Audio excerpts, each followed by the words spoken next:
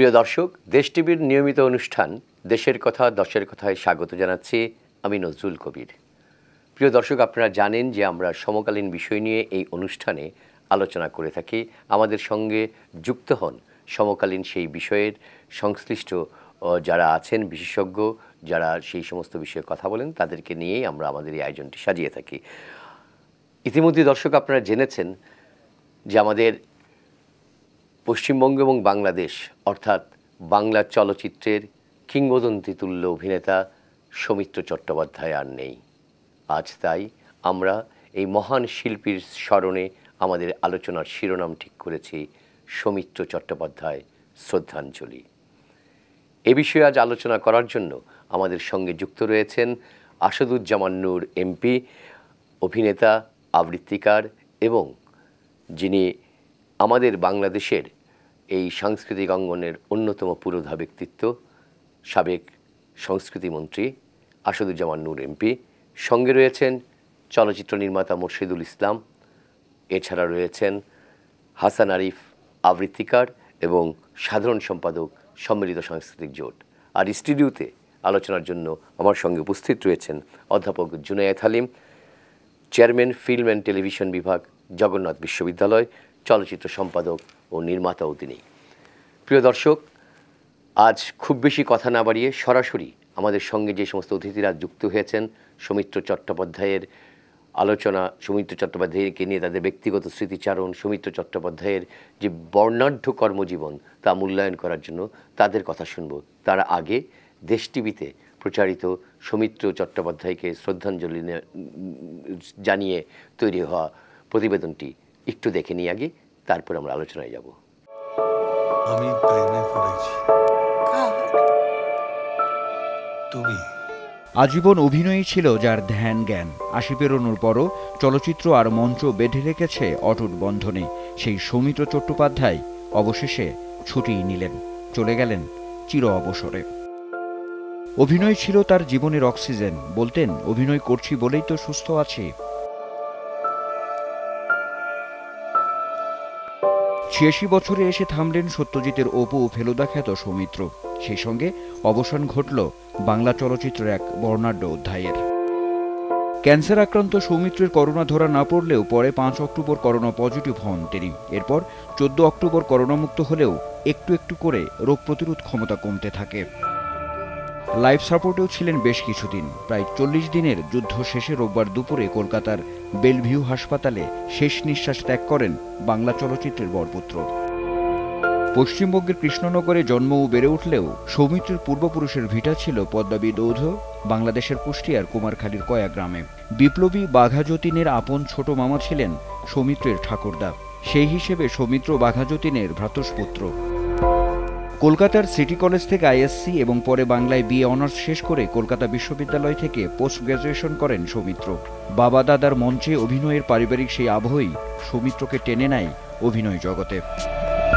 বাংলা চলচ্চিত্রের সুবর্ণ যুগের সূচনা যার হাত ধরে, সেই সত্যজিৎ রায়ের অপুর সংসার সিনেমায় অপু চরিত্র দিয়েই চলচ্চিত্রে যাত্রা শুরু তার। তারপর সুদীর্ঘ ৬১ বছরের অভিনয় জীবন পাড়ি দিয়েছেন খ্যাতি আর সুনামকে সঙ্গী করে।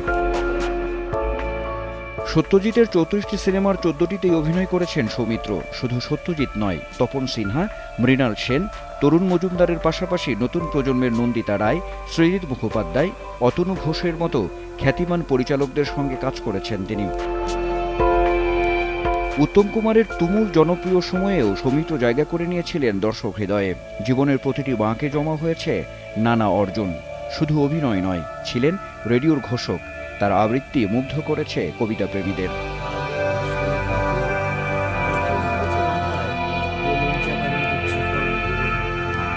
লেখালেখিও করেছেন বিস্তর, ছিলেন পত্রিকার সম্পাদকও। ১৯৫৯ সাল থেকে শুরু করে জীবনের প্রতিটি পর্যায়ে অভিনয় শৈলী দিয়ে নতুনভাবে হাজির হয়েছেন। পেয়েছেন আকাশচুম্বী জনপ্রিয়তা। প্রযুক্তি আধুনিকতা বা নতুন প্রজন্মের পরিচালকদেরও যথেষ্ট গুরুত্ব দিতে হয়েছে বর্ষিয়ান সৌমিত্রকে। চলচ্চিত্রে ভারতের সর্বোচ্চ সম্মাননা দাদা সাহেব ফালকে পুরস্কার ছাড়াও ফরাসি সরকারের লিজিয়ন অব দ্য অনার পদকে ভূষিত হয়েছেন। ২০০৪ সালে তাকে পদ্মভূষণ খেতাবে ভূষিত করে ভারত সরকার। একজন সৌমিত্র চট্টোপাধ্যায়ের আসলে প্রস্থান হয় না। দুই বাংলার চলচ্চিত্র প্রেমীদের হৃদয়ে তাই চিরদিনই থাকবেন অম্লান।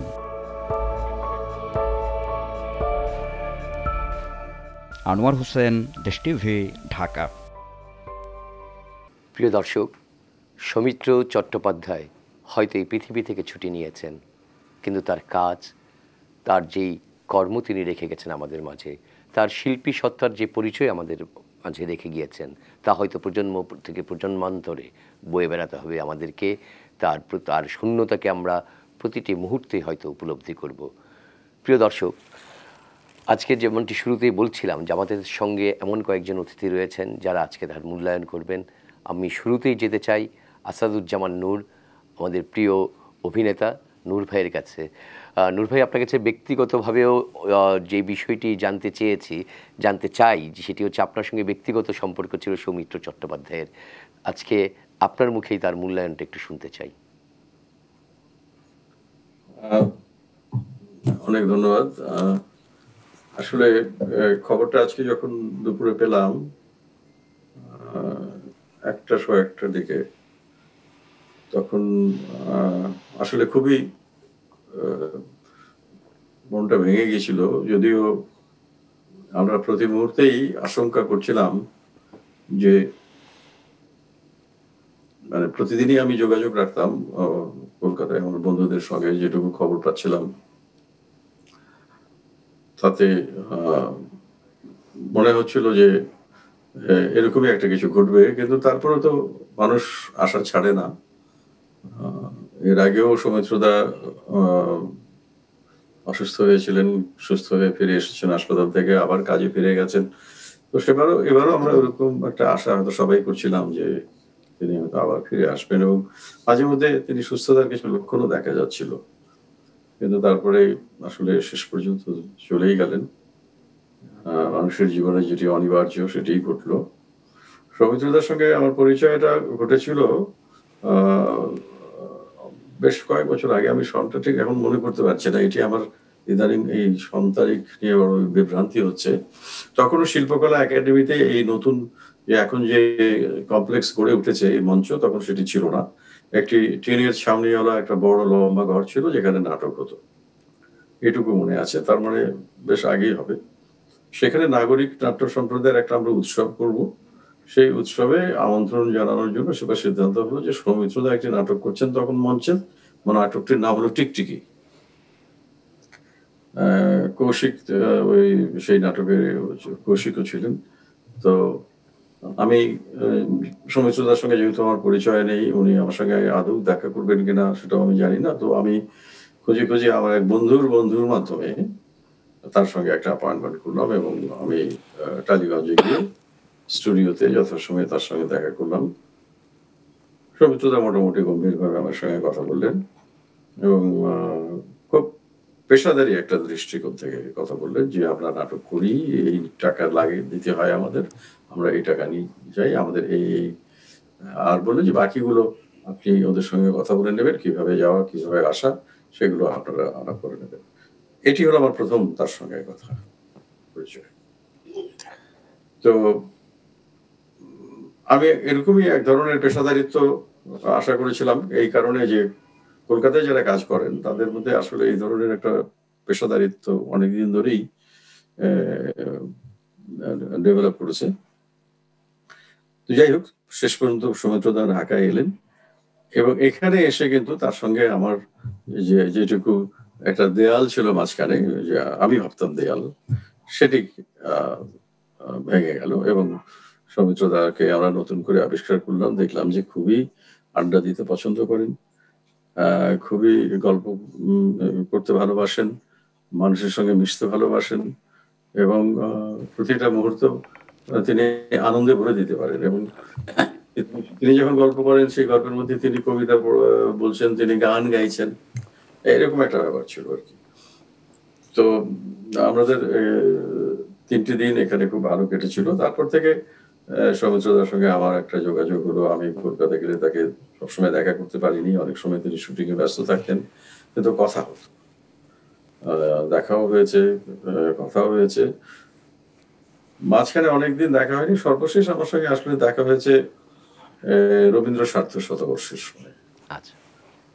তিনি তখন ঢাকায় এসেছিলেন এবং সেই সার্ধ শতবর্ষের রাষ্ট্রীয় অনুষ্ঠানে আমাদের মাননীয় প্রধানমন্ত্রী ছিলেন এবং ভারতের উপরাষ্ট্রপতি তিনি উপস্থিত ছিলেন এবং ভারতের পক্ষ থেকে সৌমিত্রদা সেখানে কবিতা আবৃত্তি করেছিলেন আর বাংলাদেশের পক্ষ থেকে আমি আবৃত্তি। খুব স্বল্প সময়ের জন্য এসেছিলেন, আমরা মঞ্চে দেখা হলো। কবিতা পাঠের পর আমরা পেছনে বসে আমি, সৌমিত্রদা এবং আমাদের হাসান ভাই, সৈয়দ হাসান ইমাম তিনি ছিলেন, আমরা সবাই মিলে কিছুক্ষণ গল্প গুজব করলাম। হাসান ভাইয়ের সঙ্গে তো অনেক আগে থেকে পরিচয়, তুমি সম্পর্ক, তো তাদের বন্ধুত্ব অনেকদিন আগে থেকেই, কারণ হাসান ভাই কলকাতায় দীর্ঘদিন একটা দীর্ঘ সময় কাটিয়েছেন। তো উনি বললেন যে আমি উঠি, আমার এয়ারপোর্টে যেতে হবে। আমি বললাম এয়ারপোর্টে মানে কি, আপনি এখনই চলে যাচ্ছেন? বললো যে হ্যাঁ, আমার বিকেলে শুটিং। তো আমি গাড়ি পর্যন্ত এগিয়ে দিতে বললাম যে এত অল্প সময় নিয়ে ঢাকায় এলে কি করে হবে? বলে না, আবার আসবো। তো এরপরে আর আসা হয়নি যতটুকু আমার মনে পড়ে। কিন্তু ওটাই ওই সৌমিত্রদার সঙ্গে আমার শেষ কথা। এরপরে সৌমিত্রদার সঙ্গে ফোনে কথা হয়েছে। উনি মাঝখানে খুবই একটা মানে ডিপ্রেশনে চলে গিয়েছিলেন যখন তার নাতি দুর্ঘটনায় খুব মারাত্মকভাবে আহত হয়েছিলেন। ওই সময়টা তার উনি খুব মন খারাপের মতো ছিল, অবস্থা হয়ে গিয়েছিল এবং আমাকে আরেকজন ওখানকার প্রথিতযশা নাট্য অভিনেতা এবং নাট্যকার নির্দেশক ব্রাত্য বসু, যিনি মন্ত্রীও বটে, তার সঙ্গে আমার কলকাতা গেলেই দেখা হয় বা কথা হয়, প্রায়শই দেখা হয়। তো সেবার দেখা হলো, আমাকে বললো যে আপনি দেখা করতে না পারলেও আপনি সৌমিত্রদাকে একটা ফোন করবেন, উনি কিন্তু খুবই একটা মন খারাপের জগতে বসবাস করছেন, খুবই ডিপ্রেসড অবস্থায় আছেন। নূর ভাই, একটা বিষয় একটু আপনার কাছ থেকে জানতে চাচ্ছিলাম। শুরু তো হয়েছিল অভিনয়ে, মানে অভিনেতা সৌমিত্র চট্টোপাধ্যায়ের জীবন্ত নাটক দিয়েই শুরু হয়েছিল।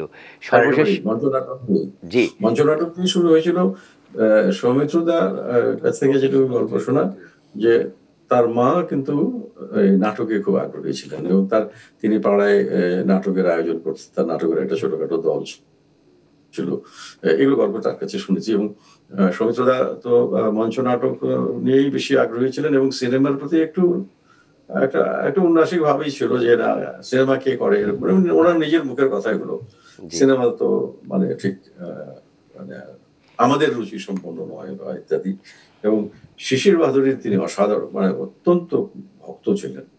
এবং শিশির ভাদুরীর একটি কথা আমি এটা পড়েওছি, যে শিশির বাবু তাকে বলেছিলেন যে তুমি যখন একটা নাটকের স্ক্রিপ্ট পড়বে তখন গোয়েন্দার মতো পড়বে, অর্থাৎ প্রতিটি সংলাপকে আবিষ্কার করতে হবে, খুঁজে খুঁজে বার করতে হবে যে এর অন্তর্নিহিত সত্যটি কি বা অর্থটি কি। তো উনি আসলে নাটক দিয়ে শুরু করেছিলেন, মঞ্চ নাটকে অভিনয় করতেন এবং এটি কিন্তু এত চলচ্চিত্রের ব্যস্ততা থাকা সত্ত্বেও উনি কিন্তু মঞ্চ নাটক ছেড়ে দেননি। এবং সবশেষে যে নাটকটি করেছিলেন কিং লিয়ার, সেটি দেখার সুযোগ আমার হয়নি, কিন্তু আমি সবার মুখে শুনেছি যে সৌমিত্রদা যতগুলো মঞ্চ নাটক করেছেন তার মধ্যে কিং লিয়ার তার সর্বশ্রেষ্ঠ অভিনয়। এটির নির্দেশক তিনি ছিলেন না, আরেকজন নির্দেশনা দিয়েছেন, কিন্তু তিনি অভিনয় করেছেন চরিত্র। আমার সঙ্গে কলকাতায় দেখা হয়েছিল একবার, এরপরে আমি ভুলে গেছি। আমার দেখা হয়েছিল একটি অনুষ্ঠানে, সেখানে আমাকে উনি বলেছিলেন যে তুমি কিন্তু আমার কিং লিয়ারটা দেখো। তো আমি বলি যে সৌমিত্রদা, আমরা যখন কলকাতায় আসি তখন তো আপনাদের নাটক অনেক সময় থাকে, অনেক সময় থাকে না, এটা একটা আমাদের জন্য সমস্যা। বলুন না, তুমি খোঁজ নিয়ে এসে দেখবে। তো কিং লিয়ার ছিল তার সর্বশেষ নাটক। মঞ্চ নাটক তিনি কখনো ছাড়েননি। তিনি মঞ্চ নাটক শুধু অভিনয় করেননি, তিনি নির্দেশনা দিয়েছেন, তিনি লিখেছেন নাটক। নাটকটা আনন্দ দিয়েছেন। জি নূর ভাই, তাহলে আমরা একটু আমাদের আরেক বাচিক শিল্পী হাসান আরিফের কাছে একটু যেতে চাই। হাসান আরিফের কাছ থেকে একটু শুনে নিতে চাই যে তিনি আবৃত্তিকার সৌমিত্র চট্টোপাধ্যায় তাকে কিভাবে তাকে তার তার চোখে কিরকম সৌমিত্র চট্টোপাধ্যায়? হাসান আলী। প্রথমত আমি গভীর শ্রদ্ধার সঙ্গে সৌমিত্র চট্টোপাধ্যায়ের প্রতি আমার শ্রদ্ধা নিবেদন করি, এবং এরকম একজন বরেণ্য শিল্পী এটি যেই দেশেই জন্মাক না কেন, মানে সেটি সেই জনপদের এক সৌভাগ্য। আর আমার আরেকটা বিষয় খুব মনে পড়ে, মানে সৌমিত্র চট্টোপাধ্যায়ের কথা শুনলে ব্যক্তিগতভাবে আমার এক বন্ধু, সে সৌমিত্র চট্টোপাধ্যায়ের সঙ্গে কথা বলতে গিয়েছিল, তখন তিনি তার পারিবারিক অবস্থানটা বলেছিলেন, পরিচয়টা বলেছিলেন। তো ফলে আমার কাছে মনে হয়েছিল কি যে একটা রত্ন গর্ভা ভূমি, যেখানে তার পূর্বপুরুষের বাস। এই যে আমরা বাঘা জ্যোতি বলছি, এবং সেখানে নয় মীর মোশাররফ হোসেন, সেখানে রবীন্দ্রনাথ গিয়ে ঠাঁই নিলেন, লালন সেখানেই কাঙাল হরিনাথ, এই জায়গার, এবং পরবর্তীতে কৃষ্ণনগরে যখন তার জন্মের কথা মানে আমরা জানি, তখন আমরা যদি আসলে আমরা যদি ম্যাপটা দেখি, তাহলে দেখবো যে ওই অংশে অতিক্রম করে ভারতে গেলেই কৃষ্ণনগর আসলে। তো ফলে এই জায়গাটা আমার কাছে খুব মানে আমাকে খুব আবেগতাড়িত করতো সৌমিত্র চট্টোপাধ্যায়ের ক্ষেত্রে, এবং অনেক গুণীজনের ক্ষেত্রে যাদের আসলে যাদের আমরা এরকম ভাবে ভাগ করে ফেলেছি যে তারা পশ্চিমবঙ্গের বাসিন্দা বা ভারতের মানুষ, ভারতের নাগরিক। তো সেটা মনে হতো ওনাকে দেখে। আর ওনার কোথায় গিয়ে জানি একটা বৈশিষ্ট্য আমার মনে হতো, যেটা আমি একদম আবৃত্তি শিল্পী হিসেবে বলি, যে শম্ভু মিত্র এবং অন্য যারা ছিলেন তাদের থেকে একেবারে ব্যতিক্রমী ছিলেন, মানে তার আবৃত্তির ঢংটা একেবারে ব্যতিক্রম। এখন বলতে পারেন যে বাচিক শিল্পী হিসেবে সৌমিত্রের কণ্ঠে আমি শেষের কবিতার শেষ যে চিঠিটা লাবণ্য লিখেছিল, তারপর একটা কবিতা, যেটি আসলে লাবণ্যের কণ্ঠে হতে পারত বলে আমার মনে হয়, কিন্তু সেটি কেন অমিতের কণ্ঠে, মানে সৌমিত্রের কণ্ঠে কেন সেটা দেয়া হলো? আমার ধারণা যে সেই আবৃত্তি শোনার জন্য এই HMV যে শেষের কবিতা উপন্যাসটি সম্পাদিত করে একটু ছোট আকারে একটা ডিস্কে মানে বের করলো 45 মিনিটের লং প্লেতে। সেখানেও আমার মনে হয়েছিল যে একটা বাণিজ্যিক ভাবনা কাজ করেছে, যে এটা সৌমিত্রের কণ্ঠে যদি এই আবৃত্তিটা থাকে, তাহলে এই আবৃত্তির জন্য শেষের কবিতার এই লং প্লে বেশি বিক্রি হবে। আমার কাছে কিন্তু আজকের সময় এটাকে সত্যি মনে হয় এই জন্যে যে আমি কতবার শুনেছি জানি না, আর কতজনের মুখে কতবার শুনেছি যে তার শোনা আবৃত্তি মানে হচ্ছে শেষের কবিতায় সৌমিত্রের কণ্ঠে শেষ কবিতাটি।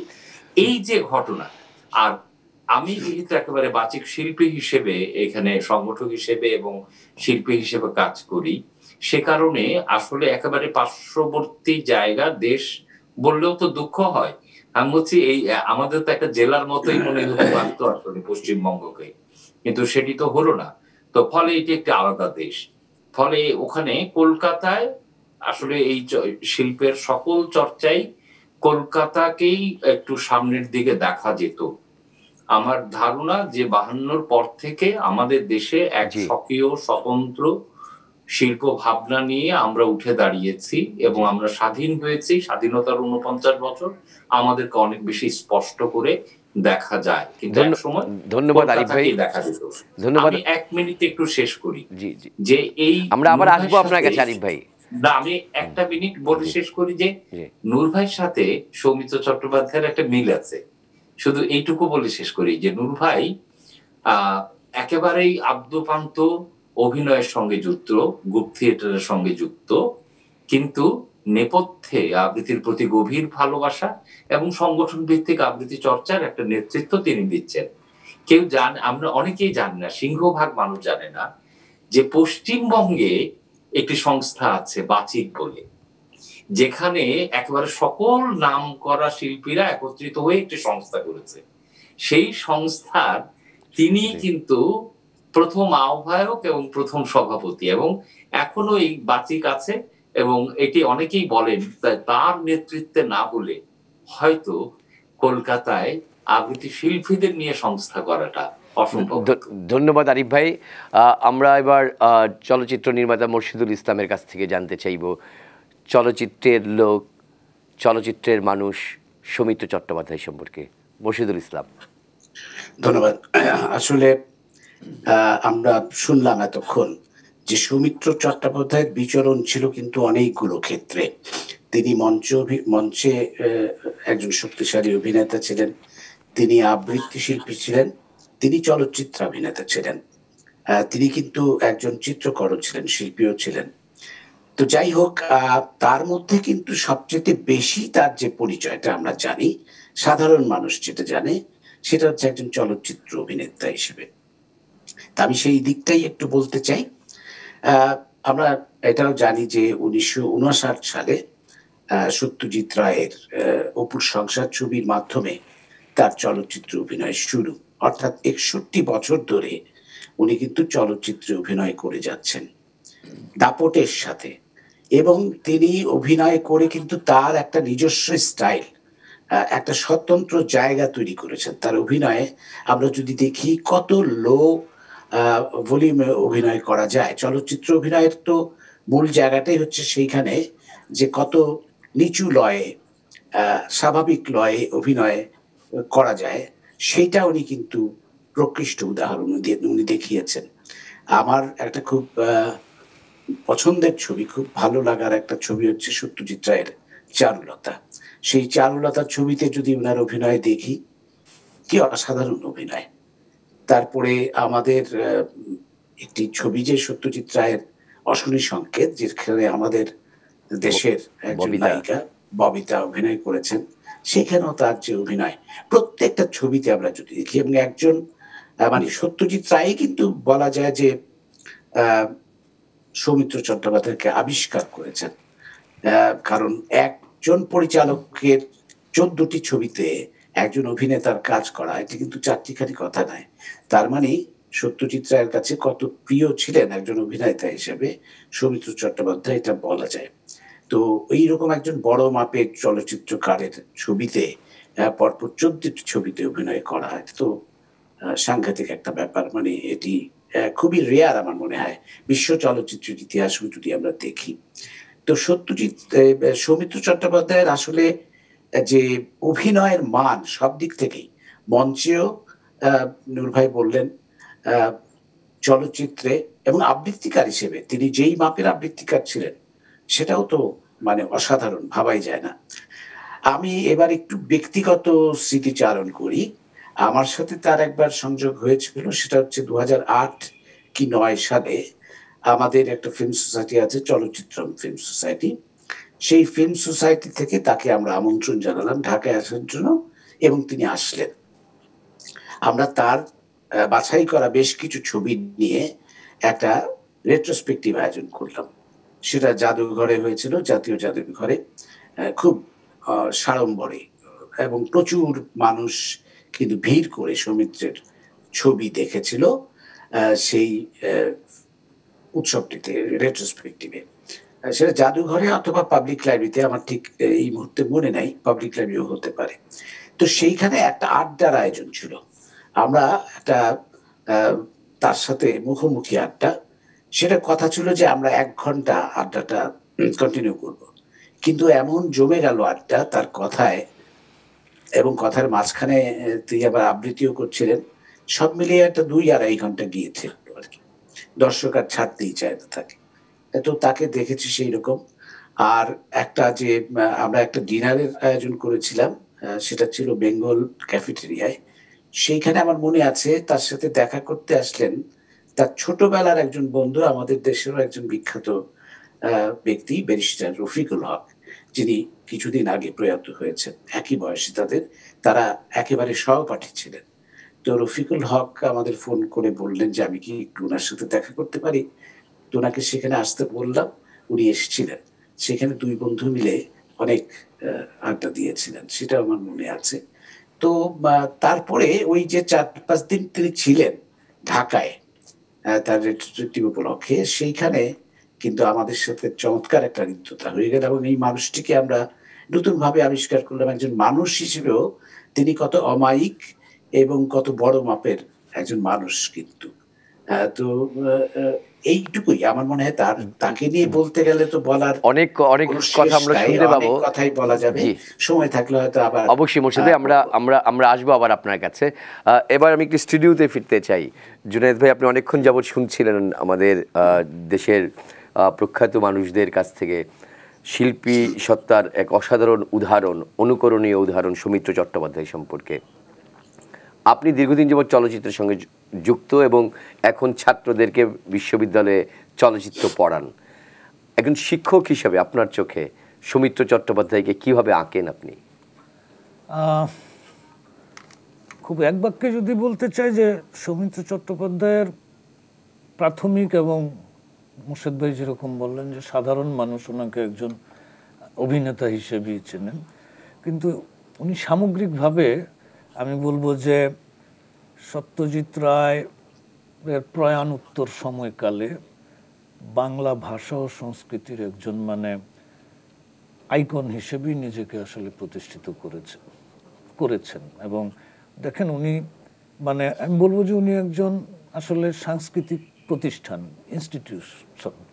ওনার সামগ্রিক কাজকর্মের সম্পর্কে আমরা যতদূর জানি যে উনি একাধারে চলচ্চিত্র এবং নাট্য অভিনেতা, নাট্য নির্দেশক, উনি কবি, উনি লেখক, চিত্রকর, এবং আরও একটা বড় পরিচয় আছে। যখন উনি অভিনেতা হিসেবে সত্যজিৎ রায়ের অপুর সংসার করে ফেলেছেন বা সাত পাকে বাঁধার মতো বাণিজ্য সফল ছবিতেও কাজ করে ফেলেছেন, সেরকম একটা সময়ে উনি কিন্তু সাহিত্য এবং শিল্প সংস্কৃতি নিয়ে ম্যাগাজিন বা সিরিয়াস ঘরানার যে পত্রিকা এক্ষণ, সেটি উনি সম্পাদনা এবং প্রকাশনা শুরু করেন। এবং এক্ষণের প্রথম সংখ্যার এবং এক্ষণের যে লোগোটা, সেটি সত্যজিৎ রায় করে দিয়েছিলেন। প্রচ্ছদটা প্রথম সংখ্যার সত্যজিৎ রায় করে দিয়েছিলেন। তো ওনার আমি বলবো যে উনি সাহিত্যের ছাত্র ছিলেন, বাংলা ভাষা ও সাহিত্যের ছাত্র ছিলেন, এবং জীবনে রুজি রোজগার শুরু করেছিলেন আসলে অল ইন্ডিয়া রেডিওতে কলকাতা কেন্দ্রের ঘোষক হিসেবে। এবং নূর ভাই বলেছেন যে ওনার যাত্রাটা শুরুটা হয়েছিল নাটকের মধ্য দিয়ে। অবশ্যই উনি জন্মেছিলেন কিন্তু মির্জাপুর স্ট্রিট। আমি আজকে কলকাতার পত্রিকায় ওনার জীবনের নানা বিষয় খুঁটিনাটি দেখছিলাম যে মির্জাপুর স্ট্রিটে ওনার জন্ম, কিন্তু বেড়ে উঠেছেন স্কুল, প্রাইমারি স্কুলে যাওয়া শুরু করেছেন কৃষ্ণনগরে, এবং 10 বছর বয়স পর্যন্ত কৃষ্ণনগরে ছিলেন। ওনার বাবা লয়ার ছিলেন, কিন্তু পরবর্তীতে গভর্নমেন্টের কর্মকর্তা ছিলেন, চাকরি সূত্রে বদলি হয়েছেন, হাওড়ায় চলে এসেছেন, হাওড়াতে স্কুল পড়েছেন, কলকাতায় কলেজে বাংলা বিষয়ে অনার্স পড়েছেন, মাস্টার্স করেছেন কলকাতা ইউনিভার্সিটিতে। সাহিত্যের প্রতি ছিল তার গভীর প্রেম, কবিতা এবং নাটকের প্রতি গভীর প্রেম ছিলেন। ওই সময়কালে উনি মহেন্দ্র চৌধুরী, নাট্যগুরু মহেন্দ্র চৌধুরীর সংশ্লেষে আসেন। তৎপরবর্তী সময়ে শিশির ভাদুরীর সঙ্গে যুক্ত হন এবং ওনাদেরকে গুরু মেনে ওনার অভিনয়টা শুরু। কিন্তু উনি কিন্তু ওই আমলে, তখন কিন্তু এখন যেরকম গ্রুপ থিয়েটারের জোয়ার, পশ্চিমবঙ্গে কিন্তু প্রফেশনাল থিয়েটার, অর্থাৎ রঙ্গালয়, বাংলা রঙ্গালয়ের, ওনার কিন্তু কেরিয়ার শুরু রঙ্গালয়ের নাটকে। ধন্যবাদ জুনায়েদ হালিম। আমাদের আসলে সময় হয়ে এসছে একটা ছোট্ট বিরতি নেওয়ার। ছোট্ট বিরতি নিয়ে প্রিয় দর্শক এক্ষুনি ফিরে আসছি। আসলে সৌমিত্র চট্টোপাধ্যায়ের জীবন এত ব্যাপক, তার শিল্পী সত্তার এত বহুমাত্রিকতা যে এই ক্ষুদ্র সময়ে তার মূল্যায়ন শেষ করা, তাকে স্মরণ করা, তার স্মৃতিচারণ শোনা খুবই, সময় হিসেবে আমাদের জন্য খুবই অল্প। কিংবদন্তি অভিনেতা সৌমিত্র চট্টোপাধ্যায় আর নেই, তারকে শ্রদ্ধাঞ্জলি জানিয়ে আমাদের আজকের আলোচনার শিরোনাম সৌমিত্র চট্টোপাধ্যায়, শ্রদ্ধাঞ্জলি। বিরতির আগে আমরা সৌমিত্র চট্টোপাধ্যায়ের তার বর্ণাঢ্য জীবনের, তার শিল্পী সত্তার, তার ব্যক্তি মানুষ সৌমিত্র চট্টোপাধ্যায়, এমনকি রাজনীতি সচেতন যে মানুষটি, যিনি একই সঙ্গে কমিউনিস্ট পার্টি অফ ইন্ডিয়া মার্ক্সবাদী দলের সদস্য ছিলেন, তার সম্পর্কে আলোচনা শুনছিলাম। আমি এবার একটু বিরতির পরে নূর ভাই আবার আপনার কাছে একটু ফিরতে চাই। নূর ভাই, আমার যদ্দূর মনে পড়ছে, আমি জানি না তথ্যটি হয়তো আপনি সঠিক করে দিবেন, আমি ঠিক মনে করতে পারছি না সেদিন আপনিও ছিলেন কিনা। সৌমিত্র চট্টোপাধ্যায় শিল্পকলা একাডেমিতে একটি নাটক কিন্তু করে গিয়েছিলেন, ছাড়িগঙ্গা, যেখানে আলকেমিস্ট চরিত্রে তিনি অভিনয় করেছিলেন। আমি ঠিক মনে করতে পারছি না আপনিও সেই দিন সেই জায়গাটায় উপস্থিত ছিলেন কিনা। সব মিলিয়ে এই সৌমিত্র চট্টোপাধ্যায়, যেটা আপনি ১৫০ বছর স্মৃতির কথা বলছিলেন, এই সময়টা তো আপনার সঙ্গে দেখা হয়েছিল কিনা এবং কোনো আলাপচারিতা হয়েছিল কিনা? এই সময়টায় তখন আমার যতটুকু মনে পড়ে, এটি হয়তো একটি আমাদের গোলাম কুদ্দুস ওরা যে উৎসবটি করে গঙ্গা যমুনা উৎসবে, সেটিতে মনে হয় উনি এসেছিলেন। কিন্তু তখন আমি রাজনীতিতে এত সময় ছিল বেশি, সময় দিতে হয়েছিল হয়তো, বা সেই কারণে, কিংবা আমি দেশে ছিলাম না, দুটোর একটি কারণ হতে পারে। যে তা নাহলে সৌমিত্রদার সঙ্গে আমার দেখা না হওয়ার কোনো কারণ। আমি জানি যে উনি এসছেন, এটা আমি খবর পেয়েছি, উনি নাটক করছেন সেটাও জানি, কিন্তু যেহেতু আমি হয়তো কোনোভাবেই ঢাকায় থাকতে পারিনি, আমার কিন্তু কি কারণে আমি ঢাকায় থাকতে পারিনি এখন আমার ঠিক মনে নেই, কিন্তু সেবার আমার সঙ্গে দেখা হয়নি। তবে ঢাকার মঞ্চের ঢাকার দর্শকরা তার সর্বশেষ সেই অভিনয়টি সেই সময়টাই দেখতে পেয়েছিল। প্রথমটি দেখেছিলেন যেটা আমরা এনেছিলাম তাকে, নাট্য সম্প্রদায়ের উৎসবে, সেটি হলো টিকটিকি বলে যে নাটকটি, সেটা। জি নূর ভাই, আমি আপনার কাছ থেকে আজকে একটা বিশেষ অনুরোধ রাখবো, সেটি আমরা শেষ করব হয়তো আপনাকে দিয়ে আজকে। এটা এই ফাঁকে বলে রাখছি, আলোচনার এক ফাঁকে, তার সৌমিত্র চট্টোপাধ্যায়কে নিবেদন করে আপনার আবৃত্তি শুনে আমরা আজকে অনুষ্ঠান শেষ করব। তার আগে আপনার কাছ থেকে ছোট্ট করে যদি আরেকটু কোনো স্মৃতিচারণ থাকে, অথবা আপনি নিজেও রাজনীতির সাথে যুক্ত, যেটি হাসান আলী বলছিলেন আপনার সম্পর্কে সৌমিত্র ও চট্টোপাধ্যায় উদাহরণ দিয়ে। তো একদম বামপন্থী একজন,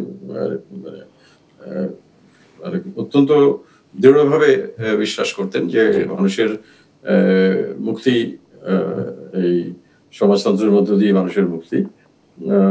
এবং ওখানে তার একটি কথা আছে, আমার পড়া, সেটা হলো যে বাম পন্থী আন্দোলন বা দর্শন নিয়ে সংশয় থাকতে পারে, কিন্তু এটি একমাত্র মানব মুক্তির সমাধান। তো এই কথাটি তিনি বলেছেন হয়তো। এবং আমি আরেকটি তথ্য পেলাম, সেটি হলো যে এবার সর্বশেষ তার যে লেখাটি প্রকাশিত হয়েছে, সেটি হলো সিপিএম এর যে তাদের যে পত্রিকা, তার পত্রিকার যে শারদীয় সংখ্যা, সেই শারদীয় সংখ্যায় তিনি হাসপাতালে যখন অসুস্থ অবস্থায় আছেন, সেই সময়ে শারদীয় সংখ্যাটি প্রকাশিত হয়েছে এবং সেইখানে তার সর্বশেষ লেখাটি প্রকাশিত হয়েছে। অর্থাৎ তার দলের প্রতি বা তার দর্শনের প্রতি তার যে আনুগত্য, সেটা সবসময় অটুট ছিল। তিনি তার রাজনৈতিক বক্তব্য অত্যন্ত স্পষ্ট, এবং তিনি সবসময় সাম্প্রদায়িকতার বিরুদ্ধে কঠোর অবস্থান নিয়েছেন। মানব মুক্তির কথায় তিনি সবসময় বলেছেন। তিনি হয়তো সরাসরি রাজনীতি করেননি, সরাসরি মিছিল মিটিং করেননি, কিন্তু যখনই যেখানে বক্তব্য রেখেছেন এবং যেখানে তিনি কথা বলার সেই সুযোগ পেয়েছেন, সেখানে তিনি মানুষের কথাই বলার চেষ্টা করেছেন। তাতে কোনো সন্দেহ নেই। জি, ধন্যবাদ নূর ভাই। এক সময় যখন গেল পশ্চিমবঙ্গের রাজনীতিতে, দেখা গেল যে অনেক শিল্পীরা, মানে দলে দলে শিল্পীরা ক্ষমতাসীন দলের তৃণমূল কংগ্রেসে গিয়েছিল, পক্ষে অবস্থান নিয়ে নিল, কিন্তু সৌমিত্রদা সেই দিকে যাননি। এবং তার সঙ্গে আরেকজন মানুষ ছিলেন, যিনি অবশ্য তিনিও বেঁচে নেই, তার কথা উল্লেখ করতে হয়, সেটি হলো সুনীল গঙ্গোপাধ্যায়। দুজনেই তাদের নিজ নিজ অবস্থানে অনড় ছিলেন। ধন্যবাদ নূর ভাই। এবার আমরা একটু মরশিদুল ইসলাম আপনার কাছ থেকে একটু শুনতে চাই। আপনার ওই যে শেষ আড্ডার কথাটা বলছিলেন, আজকে আপনার কাছে খুব সরাসরি একটা প্রশ্ন করতে চাই যে আপনিও নির্মাতা, আমরা বাংলাদেশের চলচ্চিত্রের ক্ষেত্রে বিশেষ করে সৌমিত্র চট্টোপাধ্যায়কে সঙ্গে নিয়ে খুব বেশি কাজ করতে পারলাম না কেন, বা তাকে আমরা আসলে আমাদের মতো করে পেলাম না কেন? হ্যাঁ, সেটা আমারও প্রশ্ন, যে বাংলাদেশের চলচ্চিত্রে আমার মনে হয় তাকে যদি কেউ প্রস্তাব দিত, তিনি নিশ্চয়ই সারন্দে রাজি হতেন।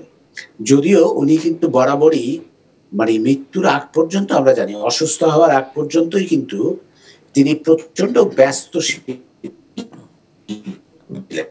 তার পক্ষে আরেক দেশে এসে, ভিন দেশে এসে শুটিং এর জন্য সময় দেয়া সেটা কতখানি সম্ভব ছিল আমি জানি না, কিন্তু তারপরও আমার মনে হয় যদি সম্ভব হতো তিনি নিশ্চিত দিতেন। সেই সুযোগটা হয়তো কেউ নেয়নি, বা সেটা হয়তো।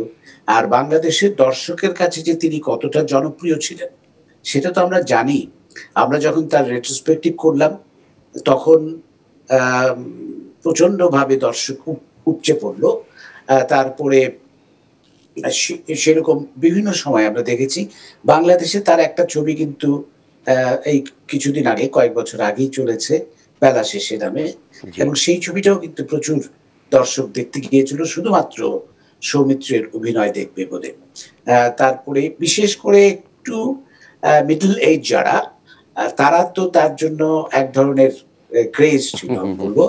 মানে আমার মনে আছে যে আমাদের এখানে যখন তিনি এসেছিলেন আমাদের আমন্ত্রণে, তখন আমার বাসায় একটা ছোট্ট একটা ডিনারের আমন্ত্রণ আয়োজন করেছিলাম। সেইটা শুনে আমার পরিচিত যারা একটু বয়স্ক, বিশেষ করে মহিলারা, তারা আমাকে তো বলেছেন যে আমি কিভাবে এখানে আসতে পারি। তো সেটা একেবারেই পারিবারিক একটা ইয়ে ছিল। আমার ঘনিষ্ঠ কিছু চলচ্চিত্রকার বন্ধুদের শুধু বলেছিলাম, তারপরও কিন্তু অনেককেই আবার বলতে হয়েছিল। তো সেটা দেখেছি যে তার জন্য কি ক্রেজ। আরেকটা জিনিস বলে আমি শেষ করবো ছোট্ট করে, সেটা হচ্ছে আমরা জানি যে অভিনয়ের মূলত তিনটি মাধ্যম, মঞ্চে অভিনয় এবং চলচ্চিত্র অভিনয়, আর একটি হচ্ছে টেলিভিশনে অভিনয়, না? এবং এই তিনটা মাধ্যমে কিন্তু নূর ভাই জানেন তিনটা মাধ্যমের কিন্তু অভিনয় রীতি একেবারেই আলাদা। যদিও অভিনয়, কিন্তু রীতি একেবারে আলাদা। মঞ্চে আমরা জানি যে একটু উঁচু লয়ে অভিনয় করতে হয়, কারণ একেবারে শেষ মাথার দর্শক যাতে আমার কথা বা আমার এক্সপ্রেশন বুঝতে পারে সেই জন্য। আর টেলিভিশনে কিন্তু মাঝামাঝি অভিনয় করতে হয়, ছোট মিডিয়া, ছোট পর্দা, এবং দর্শক সিরিয়াস না। কিন্তু টেলিভিশন যখন দেখে তখন কিন্তু দর্শক খুব সিরিয়াসলি দেখে না, কারণ মাঝখানে উঠে হয়তো অন্য কাজে যায়, আবার দেখতে আসে। তো টেলিভিশন সেই অর্থে খুব সিরিয়াস মিডিয়াম না। চলচ্চিত্র কিন্তু আবার অভিনয় রীতিটা একেবারেই আলাদা। চলচ্চিত্রে টোটালি সব রকমের সুযোগ আছে অভিনয় করার, এবং চলচ্চিত্রে একেবারেই নিচু লয়ে অভিনয় করতে হয়। তো একই সাথে একজন অভিনেতা এই তিনটি মাধ্যমেই একই রকম জনপ্রিয় শুধু না, একই রকম সফল, এবং তিনটি মাধ্যমে তিনি অত্যন্ত উঁচু মানের অভিনেতা। এটা কিন্তু খুবই রেয়ার একটা কম্বিনেশন। সেই বৈশিষ্ট্যটা কিন্তু আমরা দেখেছি সৌমিত্র চট্টোপাধ্যায়ের কাছে ছিল। ধন্যবাদ মুর্শিদুল ইসলাম।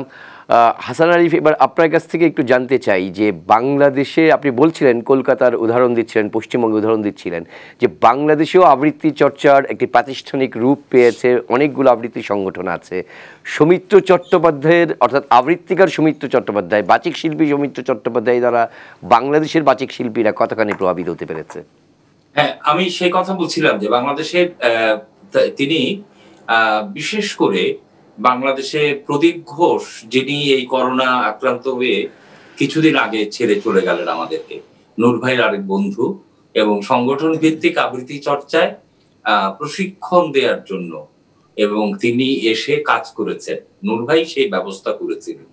এবং আমি যদি বলি যে পার্থ ঘোষ, গৌরী ঘোষ, মানে সৌমিত্রী চট্টোপাধ্যায়ের একটু ছোট যারা, তারা প্রত্যেকেই বাংলাদেশে এসছেন কিন্তু আবৃত্তি করবার জন্য। কিন্তু আমি বলছি আমাদের সাংগঠনিক চর্চা বা আমাদের মতো করে উৎসব বা কোনো কিছুতে আমরা তাকে ওভাবে পাইনি। আমি সবার আলোচনার পরও একটি জায়গা একটু উল্লেখ করতে চাই, যে তিনি তার জীবন স্মৃতিতে আমরা পাবো যে তিনি যাত্রাও করতেন, এবং এটি আমার বড় মামার বন্ধু ছিলেন গোলাম মুস্তাফা, অভিনেতা গোলাম মুস্তাফা। তো তিনি আমাদেরকে যখন বাসায়, আমরা যখন ছোট তখন গল্প করতেন, তখন তিনিও বলতেন যে তিনি যাত্রা করতেন। এবং আমাদের চলচ্চিত্র শিল্পীরা যারা স্বনামধন্য চলচ্চিত্র শিল্পী, তারা যাত্রা করতেন। সৌমিত্র চট্টোপাধ্যায়ও যাত্রা করতেন, কারণ অভিনয় করে বাঁচবার জন্য তাদেরকে তো অভিনয় করতে হবে। তো ওই সময়টাতে সবসময় যে চলচ্চিত্রে অভিনয় করতেন তা না, অবসরটা যাত্রা করতেন। আর বিশেষ করে তখন উৎসবে, শীতের উৎসবে যাত্রা একটা খুব প্রধান আয়োজন ছিল।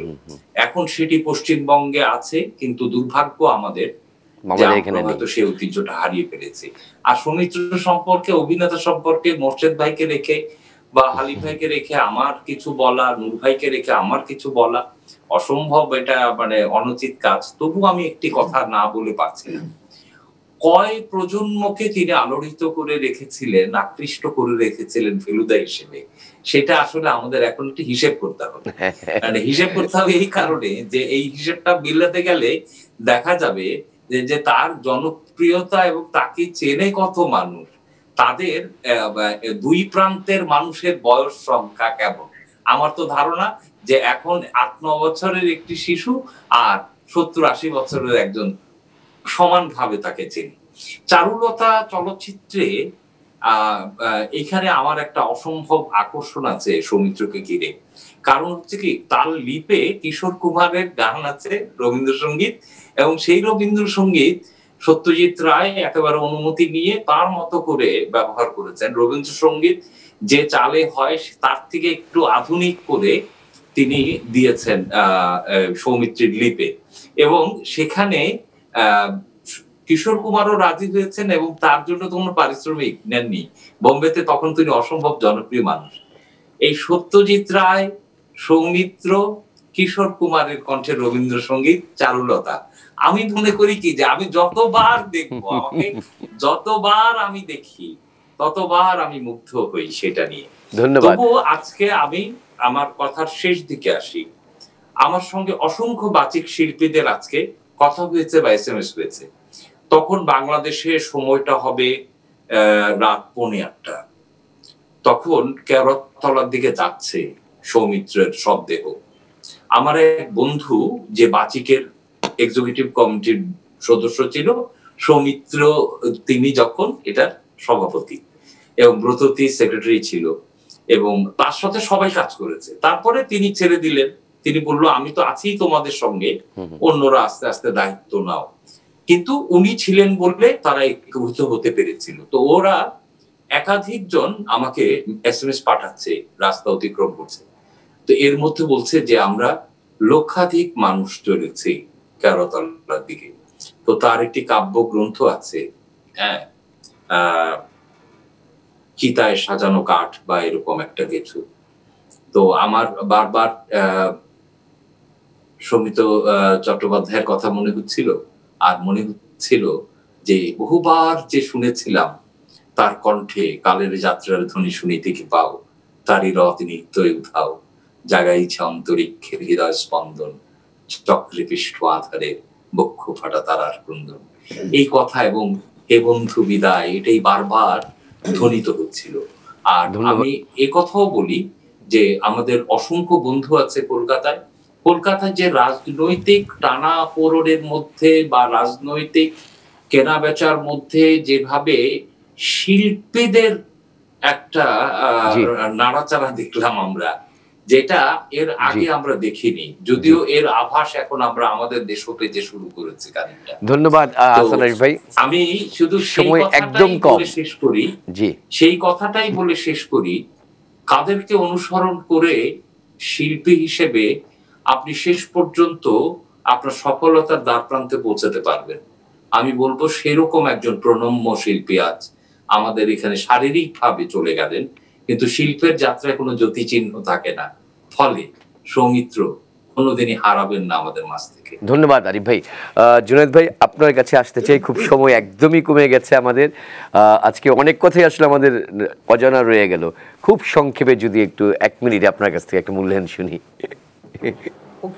জি, সৌমিত্র চট্টোপাধ্যায়ের সবচেয়ে বড় পরিচয় যে উনি সত্যজিৎ রায়ের সৌমিত্র, যেমন কুরোসাওয়ার মিফুনে, ফেলিনির মার্সেলো মাস্ট্রোয়ানি, এরকম। এর বাইরেও মানে উনি যে আর্ট হাউস সিনেমা বা শিল্প ঘরানার যে চলচ্চিত্র, এর বাইরে উনি পেশাজীবী শিল্পী, সারা জীবন অভিনয় এবং এই শিল্পকর্মের সাথে সাংস্কৃতিক মাধ্যমে উনি জীবিকা নির্বাহ করেছেন। এবং উনি কিন্তু পাশাপাশি যেটাকে বাণিজ্যিক ঘরানার সিনেমা বলা হয়, সেই ধরনের সিনেমাও কিন্তু উনি তুঙ্গ, অতি ব্যস্ত অভিনেতা ছিলেন এবং যথেষ্ট জনপ্রিয় তুমুল জনপ্রিয় অভিনেতা ছিলেন, যাত্রা করেছেন, থিয়েটার করেছেন, ফিল্ম তো করেছেনই, লেখালেখি করেছেন। উনি কিন্তু বোম্বেতে গিয়ে স্ত্রী কি পত্র নামে একটা হিন্দি ফিল্ম পরিচালনাও করেছিলেন। সেটি একমাত্র ওনার ডিরেক্টোরিয়াল ভেঞ্চার, এরপরে আর উনি সেই দিকে মনোযোগ দেননি।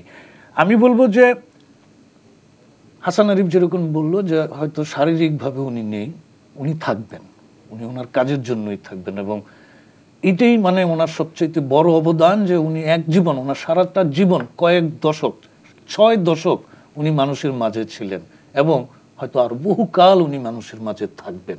এবং আমরা যারা শিল্প অঙ্গনের কাজ করার চেষ্টা করি, আমাদের কাছে উনি আরো বড়ভাবে অনুপ্রেরণা হিসেবেই থাকবেন।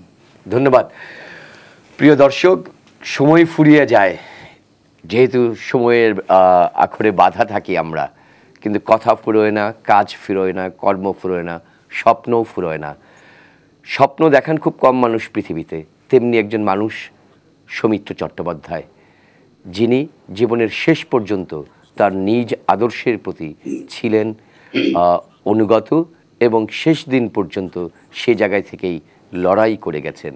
মৃত্যুশয্যায়, হাসপাতালে শয্যায় দাঁড়িয়েও তিনি অকপট সত্য, অপ্রিয় সত্য উচ্চারণ করে গেছেন। আজ এখানে শেষ করব। অতিথিরা যারা ছিলেন আমাদের সঙ্গে তাদের সবাইকে অভিনন্দন জানাই। আর যেমনটি আগে বলেছিলাম, কথা দিয়েছিলাম আপনাদেরকে যে অনুষ্ঠানটি শেষ হবে আসাদুজ্জামান নূর, আমাদের প্রিয় সাংস্কৃতিক ব্যক্তিত্ব, আমাদের নাট্যজন, আবৃত্তিকার, আজকে সৌমিত্র চট্টোপাধ্যায়ের প্রতি তার শ্রদ্ধা নিবেদনের মধ্য দিয়েই, তার কণ্ঠে কবিতা শুনতে শুনতেই আমরা বিদায় নিব। আজ এখানেই বিদায় নিচ্ছি আপনাদের কাছ থেকে। আমরা শুনবো এখন আসাদুজ্জামান নূরের কণ্ঠে আবৃত্তি। নূর ভাই, আপনার কাছ থেকে একটু আবৃত্তি শুনতে চাচ্ছিলাম। কয় মিনিট সময় পাওয়া যাবে? তাহলে আমি ঠিক সেইভাবে সময় বুঝে। নূর ভাই, আমরা 3-4 মিনিট পাবো। আচ্ছা, তাহলে ঠিক আছে।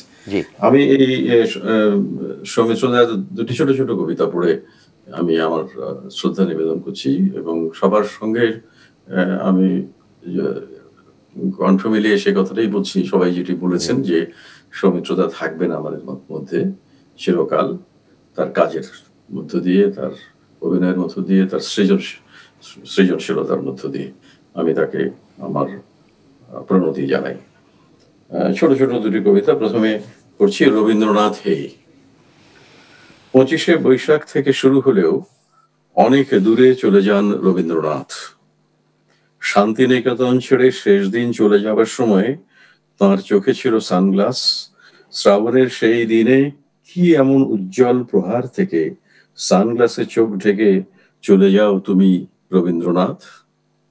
বৈশাখ থেকে শুরু হলেও বহু দূরে চলে যায় বৈশাখ। সানগ্লাস চোখে নেই বলে রবীন্দ্রনাথের শহরে চোখ জলে দৃষ্টি পড়ে।